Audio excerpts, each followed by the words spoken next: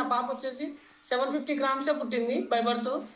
మా పాపకు 3 months నేను హాస్పిటల్నే స్పెండ్ చేశాను. పుట్టిన కాంచి 3 months నేను కంటిన్యూగా 3 months నేను ఉన్నాను హాస్పిటల్నే. హాస్పిటల్లో ఉన్నప్పుడు ఆమెకి ఏమంటారు, ఎంతసేపు ఉన్న ఆమెకి ఇమ్యూనిటీ లెవెల్స్ తక్కువ ఉంటున్నాయి.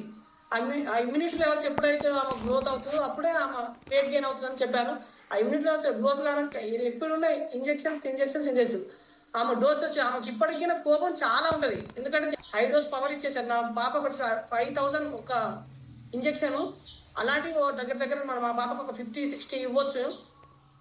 అలాంటి ఇంజెక్షన్ ఇవ్వడం వల్ల చాలా అంటే చాలా సిక్ అయిపోయి తనకు ఇంజెక్షన్స్ ఎక్కడ ఇస్తుంటే తనకెంత బాధ అనిపించిందో నేను చూస్తుంటే నాకు అంత ఏడుపు వచ్చింది. నా పాపను చూస్తే నరకం, అంత చిన్న ఏజ్లో నా పాప అంత నరకం చూసింది.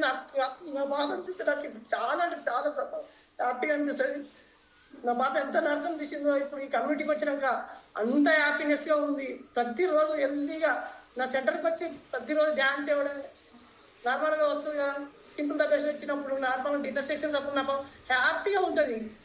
ఈ కమ్యూనిటీకి వచ్చిన కాంచి నా పాపని ఏమాత్రం నా హాస్పిటల్కి అనేది నేను విజిట్ కాలేదు. హాస్పిటల్కి విజిట్ కాకపోవడంతో పాటు ఇందులో హ్యాపీనెస్ నేను మా టోటల్ ఫ్యామిలీ ఇంటర్ ఫ్యామిలీ మొత్తం హెల్తీగా హ్యాపీగా ఉంటున్నాం. మేము ఈ కమ్యూనిటీ పరిచయం కావడం ఎన్నో జన్మలో పుణ్యం చేసుకుంటే ఈ కమ్యూనిటీ పరిచయం అవుతుంది. కానీ ఇది 100% 100 to 200% నేను చెప్పగలుగుతా.